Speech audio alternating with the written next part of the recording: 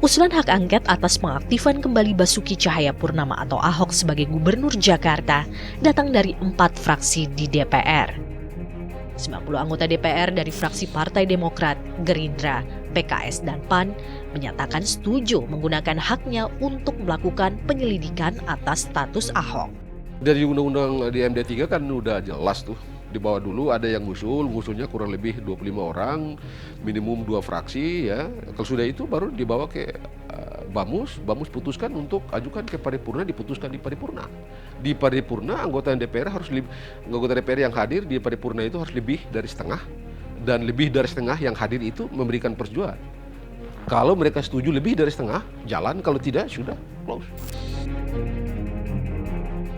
Hak angket itu kadang-kadang seram di muka ya, namanya serem gitu ya, tetapi tidak efektif juga. Hak angket kadang-kadang ya hanya ya show politik saja di kalangan anggota DPR begitu. Maksudnya juga tidak jelas, tujuannya juga tidak jelas, dampak dan impactnya juga tidak terukur begitu. Sebelumnya, menyikapi persoalan status Gubernur Ahok, Ormas Pemuda Muhammadiyah menemui Presiden sebelum aksi damai 21 Februari. Kepada Pemuda Muhammadiyah, Presiden pun menyatakan sikap terhadap status Ahok.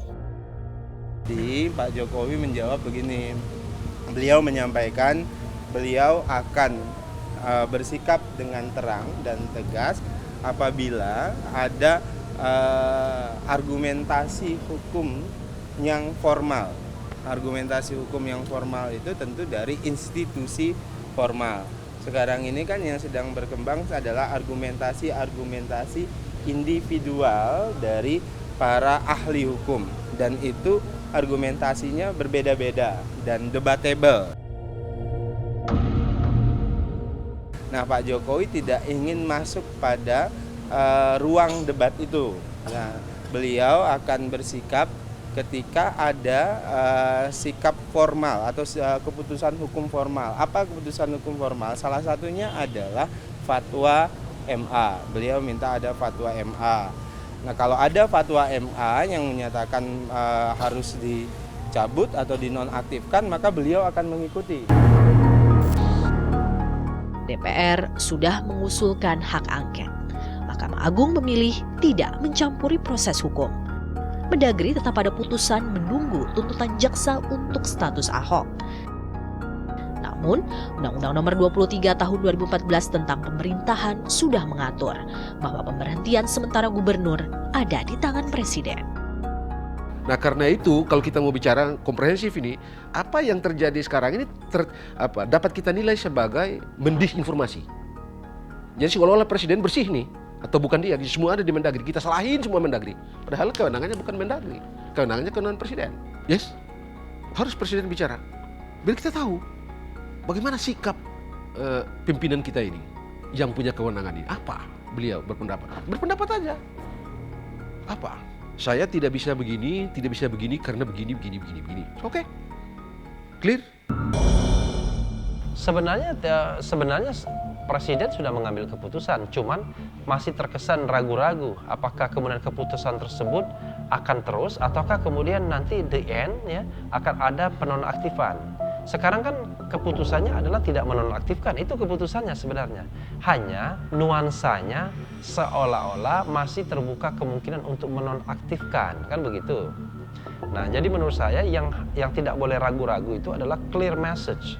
Ya, pesan yang jelas kepada publik, kepada partai politik mau menonaktifkan atau tidak.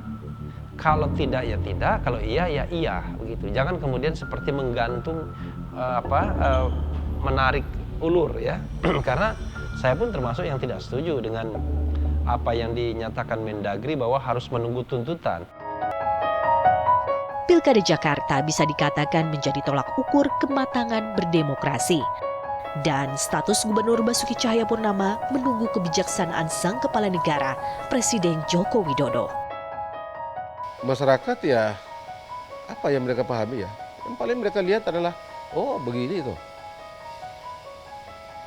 Presiden kita ini sumpahnya begini, tapi kok dalam kenyataannya begini.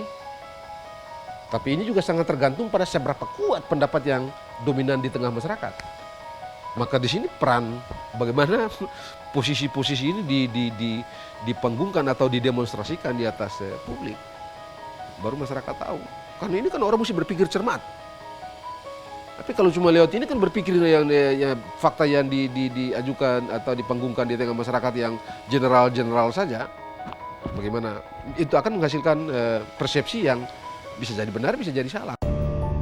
Nah, sekarang tinggal Presiden Jokowi sendiri apakah firm ya, apakah berani memutuskan secara independen tanpa harus kemudian